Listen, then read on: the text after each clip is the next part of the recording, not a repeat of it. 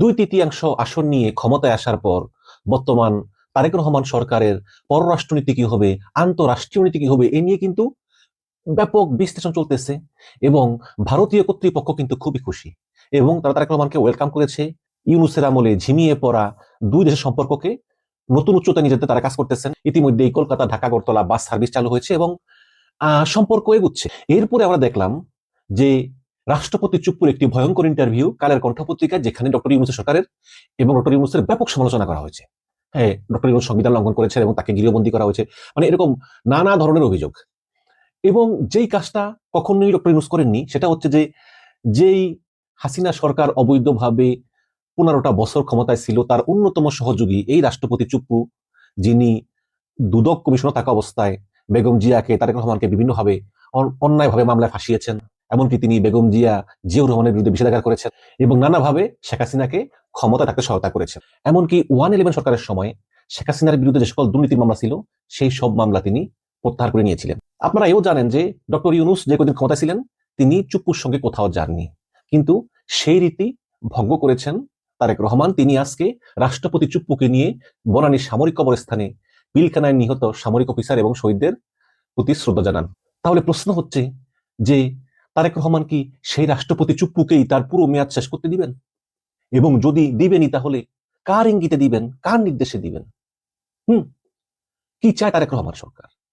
এবং এর ভিতরে নতুন খবর যে এই জুলাই আন্দোলনে যে পুলিশ হত্যা হয়েছে, আওয়ামী লীগ দাবি করে 3,000-3,500 পুলিশ মারা গেছে, কিন্তু ইউনূস সরকার দাবি করতেছে যে পুলিশ মারা গেছে মাত্র 43 জন। এবং এই 43 জন পুলিশই হোক বা বেশি হোক বা কমই হোক, এইসব পুলিশরা যে ছাত্র জনতার আক্রোশে শিকার হয়ে মারা গিয়েছে এতে তো কোনো সন্দেহ নেই, তাই না?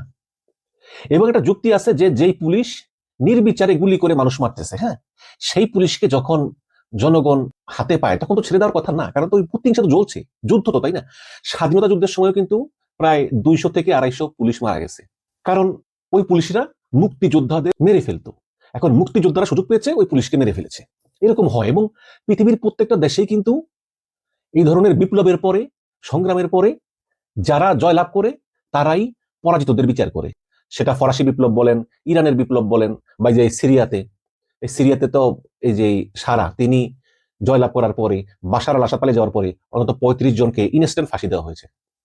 বাংলাদেশে তো হিসাবে কিছুই হয় নাই। আওয়ামী লীগ নেতারা বহাল তবিয়তে আছে, কেউ কেউ আমেরিকা আছে, কেউ ইংল্যান্ড আছে, কেউ ভারতে আছে, সবাই খুব ভালোভাবেই আছে।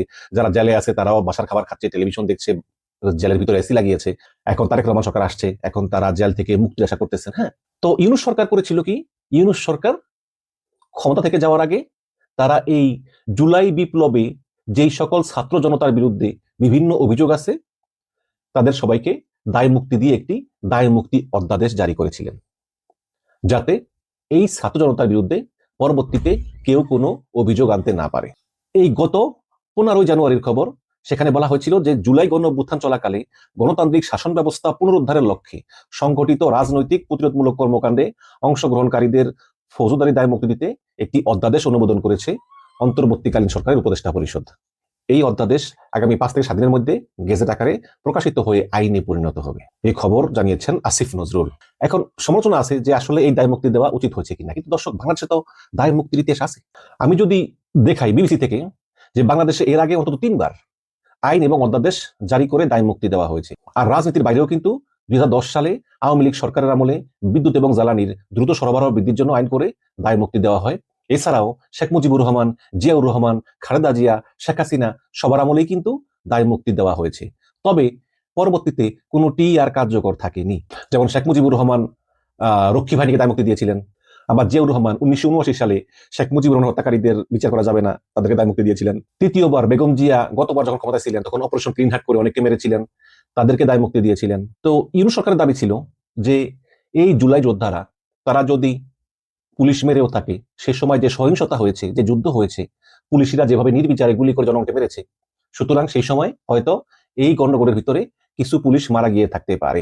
ইউনূস সরকার বলেছিল যে জুলাই যোদ্ধারা জীবন বাজি রেখে দেশকে ফ্যাসিস্ট শাসন থেকে মুক্ত করেছিল, তাই অবশ্যই তাদের দায় মুক্তির অধিকার রয়েছে। এবং এই জুলাই গণ অভ্যুত্থানকালে ফ্যাসিস্ট শেখ হাসিনার খুনিদের বিরুদ্ধে তারা যে প্রতিরোধমূলক ব্যবস্থা গ্রহণ করেছিল, সেজন্য তাদের দায় মুক্তি দিয়ে আইন প্রণয়নেরও প্রয়োজন রয়েছে। কিন্তু দর্শক, নতুন নিউজ হলো দেশ রূপান্তরের খবর। যে পুলিশ হত্যা মামলাও আবার পুনরুজ্জীবিত করা হবে। যে 43 জন পুলিশের মৃত্যুর খবর আমরা জানি, সে 43 জন নাকি আরো বেশি, এটা নিয়ে তদন্ত হবে এবং কারা কারা এই পুলিশ হত্যার সঙ্গে জড়িত সেটাও তদন্ত করে তাদেরকেও বিচারের আওতায় আনা হবে। তার মানে কি ফেসে যাবেন অসংখ্য জুলাই যোদ্ধারা, ফেসে যাবেন অসংখ্য জনতা? এই খবর হচ্ছে দেশ রূপান্তরের। আমি খবরটা একটু সংক্ষেপে পড়ি, তারপর আমি আমার বিশ্লেষণ করব। সেখানে লিখেছে যে 2024 সালে ছাত্র জনতা আন্দোলনের সময় ঢাকা সহ দেশের বিভিন্ন স্থানে পুলিশের স্থাপনাগুলোয় ব্যাপক হামলা এবং অগ্নিসংযোগ করা হয়েছিল এবং পুলিশ সদস্যদেরকে হত্যা করা হয়েছিল। পুলিশ সদর দপ্তর জানিয়েছিল যে 44 জনকে হত্যা করা হয়েছে। পুলিশ কর্মকর্তারা যদিও এত কম সদস্যের মৃত্যুর বিষয়টি মানতে নারাজ, তাদের মতে নিহতের সংখ্যা আরো বেশি। তারা অন্তর্বর্তীকালীন সরকারের কাছে তদন্তের দাবি উঠালেও তা আমলে নেওয়া হয়নি। তবে নতুন বিএনপি সরকার ক্ষমতা আসার পর পুলিশ হত্যা এবং স্থাপনা হামলার ঘটনাগুলোর তদন্তে গ্রিন সিগন্যাল মিলেছে। স্বরাষ্ট্র মন্ত্রণালয় এবং পুলিশ সূত্র বলেছে যে নতুন সরকার দায়িত্ব নেওয়ার পর পুলিশের স্থাপনায় হামলা ও সদস্যদের হত্যা করার বিষয়টি আলোচনায় আসে। 1.5 বছরেও তদন্ত না হওয়ায় বিস্ময় প্রকাশ করেছেন সরকারের শীর্ষ মহলের কেউ কেউ। এসব ঘটনায় মাত্র 5টিতে মামলা হয়েছে, আটক হয়নি কেউ।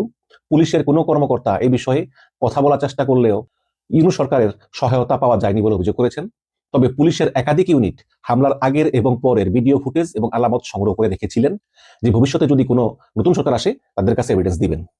কিন্তু ইউনূস সরকার সবুজ সংকেত না দেওয়ায় পুলিশ হেডকোয়ার্টার তদন্ত কাজ এগোতে পারেনি।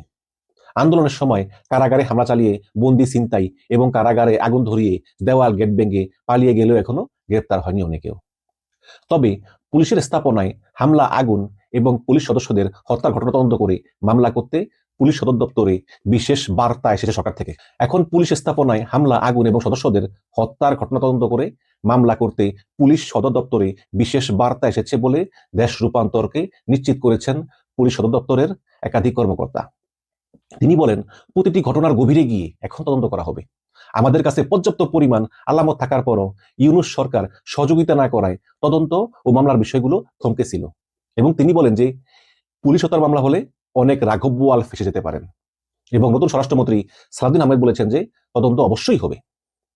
এবং ওই পুলিশ সদস্য আরো বলেন যে কারাগার থেকে যেসব বন্দী পালিয়ে গিয়েছে তাদের ধরতে বিশেষ অভিযানও চলবে এবং ইন্টারপোলের সহায়তাও নেওয়া হবে এবং যারা পুলিশ হত্যায় সরাসরি যুক্ত ছিল তাদেরকে আইনের আওতায় আনা হবে, তাদের কাউকে ছাড় দেওয়া হবে না। এবং দেশ রূপান্তরকে পুলিশ জানান যে ছাত্র জনতার অভ্যুত্থানের আগে এবং পরে পুলিশের বিভিন্ন স্থাপনায় হামলা, অগ্নিসংযোগের ঘটনা ঘটেছে। দুর্বৃত্তরা থানা ফাঁড়ি সহ পুলিশের বিভিন্ন স্থাপনায় হামলা চালিয়ে আগ্নেয়াস্ত্র লুট করার পাশাপাশি পুলিশ সদস্যদেরকে হত্যা করেছে এবং লুট হওয়া আগ্নেয়াস্ত্র উদ্ধার হয়নি ইত্যাদি। এবং এ নিয়ে পুলিশের ভিতরে ক্ষোভ দেখা দিলেও প্রকাশ্যে কথা বলছেন না কেউ। তবে নতুন সরকার গঠন হওয়ার পর থেকে পরিস্থিতি নতুন দিকে মোড় নিয়েছে। সরকার থেকে বিশেষ বার্তা গেছে পুলিশ হেডকোয়ার্টারে। বার্তায় বলা হয়েছে যে ছাত্র জনতার আন্দোলনের সময় পুলিশের থানা সহ অন্যান্য স্থাপনায় হামলা এবং নিহতের ঘটনার তদন্ত করতে হবে। এবং অলরেডি এই পুলিশ হত্যা তদন্ত নিয়ে দফায় দফায় বৈঠক করেছেন ঊর্ধ্বতন পুলিশ কর্মকর্তারা। ক্ষতিগ্রস্ত থানা স্থাপনার বাইরে, ভেতরে, আশেপাশে ক্লোজ সার্কিট ক্যামেরার ফুটেজ তারা সংগ্রহ করেছেন এবং অলরেডি কিছু ছাত্র জনতাকে চিহ্নিত করা হয়েছে যারা এই পুলিশ হত্যার সঙ্গে জড়িত। ডিএমপি যাত্রাবাড়ি থানায় 3টি এবং সিএমপির কোতোয়ালি থানায় 2টি মামলা হলেও আসামি করা হয়েছে অজ্ঞাতনামা অনেককেও এবং মামলার বাদী পুলিশ নিজেই। পুলিশের কর্মকর্তা দেশ রূপান্তরকে বলেন যে পুলিশ হত্যা, থানায় অগ্নিসংযোগ এবং অস্ত্র লুটের ঘটনায় আরো মামলা হবে দ্রুত। ক্রিমিনাল ইভেন্ট কখনো তামাদি হয় না, মানে ফৌজদারি মামলা কিন্তু তামাদি হয় না। পুলিশ হত্যা এবং থানায় লুটপাটের ঘটনার তদন্ত হচ্ছে। দুর্বৃত্তদের চিহ্নিত করতে পুলিশের একাধিক টিম কাজ করতেছে। থানায় ট্রাফিক অফিস এবং বক্সে হামলা চালিয়ে এসি, কম্পিউটার, চেয়ার টেবিল লুট করা হয়, অনেক স্থাপনায় আগুন ধরিয়ে দেওয়া হয়, গুরুত্বপূর্ণ আলামত নষ্ট করা হয়, লুট করা হয় পুলিশের আগ্নেয়াস্ত্র। এবং দুর্বৃত্তদের হামলায় সিরাজগঞ্জের এনায়াতপুর থানায় কিন্তু 13 পুলিশ একসঙ্গে মারা যান।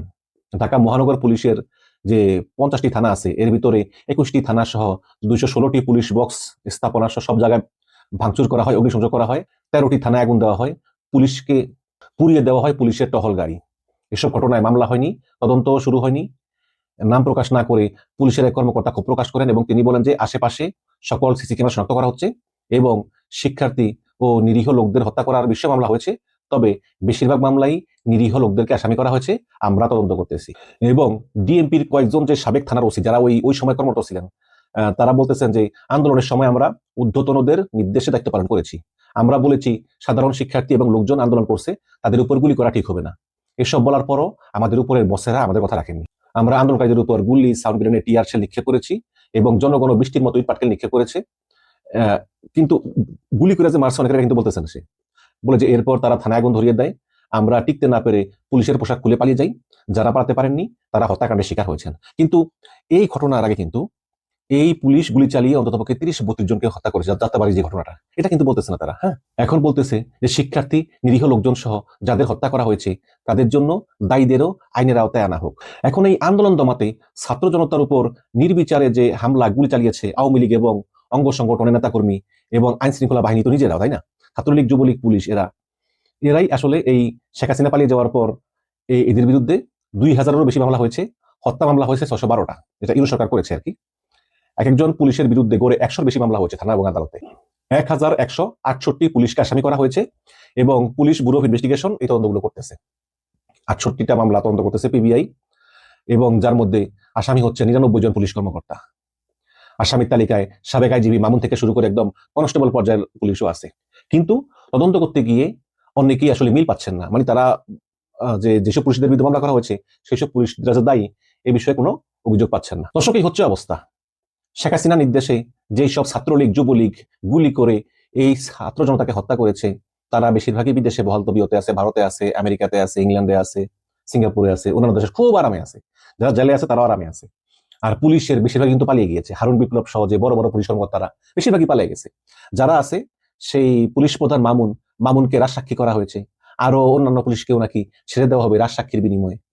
তার মানে এই যে পুলিশরা গুলি করে 1,500 মানুষ মারলো, 20,000কে পঙ্গু করলো, এগুলোর বিচার আসলে খুব সামান্যই হয়তো হতেও পারে, না হতে পারে, জানি না আমি। ইউনূস সরকার চলে গিয়েছে, তার সরকার আসছে, এখন কি হয় আমি জানি না। কিন্তু এগুলো না হলেও এখন যে 43 জন পুলিশ মারা গেল এটার বিচার কিন্তু সরকার শুরু করতেছে। হ্যাঁ, এখন এই যে নতুন সরকার আসলো, জুলাই সনদে ভোট জিতার পরেও তারা শপথ নিল না। একটু আগে দেখলাম 27 জন দুর্নীতি দমন কমিশনের কর্মকর্তাকে একযোগে বদলি করলো। এখন আবার এই পুলিশ হত্যার দায়ে যারা অভিযুক্ত তাদের বিরুদ্ধে মামলা করা হবে, তাদেরকে হয়তো গ্রেপ্তারও করা হতে পারে। এখন প্রশ্ন হচ্ছে যে এই সরকার আসলে কি চায়। দেখুন, এই সরকার কি চায় তা বোঝার জন্য আমাদেরকে আরো কিছুদিন ওয়েট করতে হবে। তবে একটা কথা বলি দর্শক, যে বিএনপি 15 বছরে একটা বালির ট্রাক সরাইতে পারে নাই, যে বেগম জিয়াকে শেখ হাসিনা এক কাপড়ে বাড়ি থেকে বের করে দিছে, যে বেগম জিয়াকে মিথ্যা মামলায় শেখ হাসিনা দীর্ঘ অনেক বছর কারাগারে রাখছে, পরে তো খালেদা জিয়া মারা গেল, যে বিএনপি নেতা সালাউদ্দিন কাদের চৌধুরীকে ফাঁসিতে ঝুলিয়েছে, পরপর 3টা নির্বাচন করেছে ভুয়া, বিএনপি কিছুই করতে পারে নাই। এবং এই 15 বছরে বিএনপির অগণিত নেতাকর্মী বনে জঙ্গলে নদীর ভিতরে নৌকায় গাছে গাছে ঘুমিয়েছে, বাড়িতে ঘুমাইতে পারে নাই। অসংখ্য নেতাকর্মী হত্যা শিকার হয়েছে এই হাসিনা 15 বছরে। অসংখ্য বিএনপির হাজার হাজার নেতাকর্মী তারা হত্যা শিকার হয়েছে। শেষমেশ জুলাই এলো এবং এই জুলাই শেখ হাসিনার শাসন ব্যবস্থাকে ভেঙে চুরে শেষ করে শেখ হাসিনাকে বিদায় করে দিল। তারপর ইউনূস সরকার এলো, নির্বাচন হলো, 17 বছর পর বিদেশ থেকে দেশে এসে তারেক রহমান প্রধানমন্ত্রী হয়ে গেলেন। আর বিএনপির যেসব নেতাকর্মীরা বনে জঙ্গলে ঘুমাতো, হত্যার শিকার হয়েছিল, মামলায় কারাগারে ছিল, সবাই মুক্ত হয়ে চাঁদাবাজি শুরু করে দিল, দুর্নীতি শুরু করে দিল। আর যেই জুলাইয়ের দয়ায় বিএনপি ক্ষমতা পেল, এখন সেই জুলাইকেই পদে পদে বিএনপি পোড়াচ্ছে বলেই আমার মনে হচ্ছে।